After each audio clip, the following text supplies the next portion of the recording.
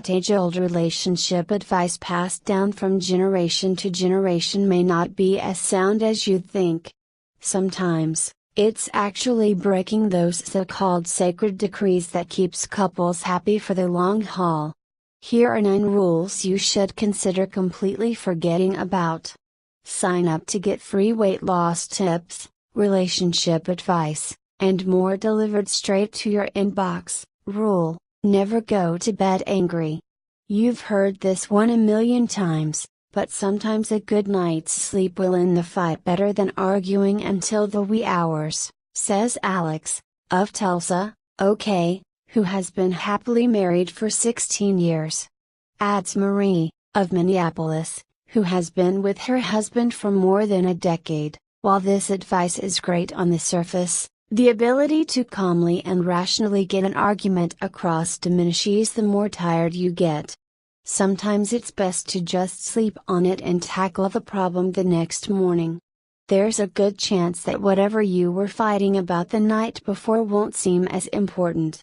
If it is still important, it's easier to treat each other with respect and not say something awful when you're rested. Rule: don't keep secrets. Depending on the situation, being totally transparent might do more harm than good. There are some things that my husband doesn't need to know, and vice versa, says Kristen, of Winooski, VT, who has been married for 26 years. Like when it comes to our daughters, she says. Sometimes the girls confide in me because I'm their mom and they'd be embarrassed if my husband knew their secret. I'd rather them share with me and get some guidance or understanding than not trust me. I don't think this hurts my husband at all, nor would he want me to break their trust. Susan, of Brooklyn, NY, has been with her husband for 19 years, and adds, the only secret I'll keep is how much I actually spend on some item like clothes for me or the kids, or some other expense that isn't essential. He knows at this point that I have my own math with this stuff, and it's somewhat of a joke. Rule: talk it out. I'm a proponent of the less is more philosophy, says Kristen. I think many couples talk things to death and revisit old hurts or betrayals, which is unfair. Adds Lauren, of Sharon, MA, who has been married for 15 years. We both break this rule. If we talked everything through, there would be little time for much else. Sometimes I book vacations or date nights without asking, but we trust one another to make good and fair decisions, she says. Rule: don't try to change your partner. If something's driving you nuts, it's better to try to find a solution than silently stew about it. I try to break my husband's non-cleaning habits, and he has gotten remarkably better about it, says Lauren. I think you can't break a person, but if you openly discuss your issues and work on them to become a better couple, that works. Torai, of Los Angeles, who has been with her husband for 4 years, suggests, instead of trying to change your partner, explain to him in a loving moment what your needs are. He will want to make you happy if he truly loves you. Rule: maintain your own interests. Hey, some couples just prefer to be together as much as possible. And it works for them. We don't really do anything completely separately from each other, says Marie. Though we do have separate interests, we tend to involve each other in them.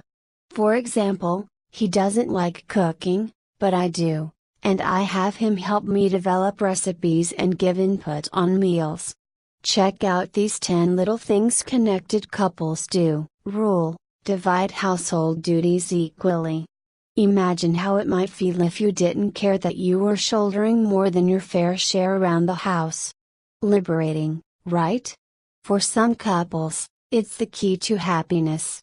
I'm a stay-at-home mom, says Michelle, of Raleigh, NC, who has been with her husband for 17 years, so I take on the majority of the household duties.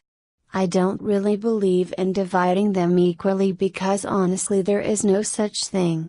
Adds Torai, no one wants to live with a nag, And it doesn't feel good to ride someone for household chores, so just do it yourself or pay someone else to do it.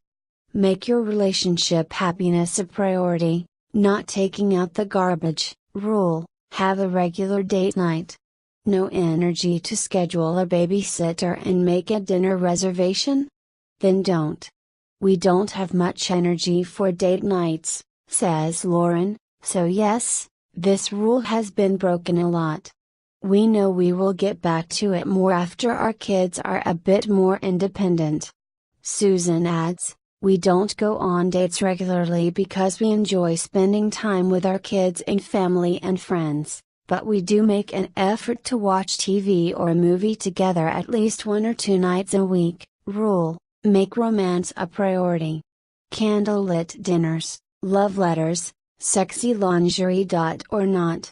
With work and kids and bills and chores, romance in the traditional sense often gets forgotten, and that's totally fine. Romance is not a priority at all, says Susan. As my husband says, it's last on our list.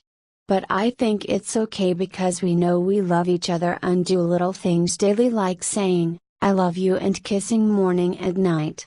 Alexa, of Columbus, N, has a similar outlook. This one is tough for us, she says. We live and work together, and having a small business takes its toll on any relationship. But I think we remain happy because we really love one another. Rule: keep the kids out of your bed. We enjoy having our toddlers in our family bed until they are ready to move into a room together, says Marcus, of South Burlington, VT, who has been with his wife for 5 years. This just means we have to get creative when it comes to sex. Who said you have to do it in your bed, anyway?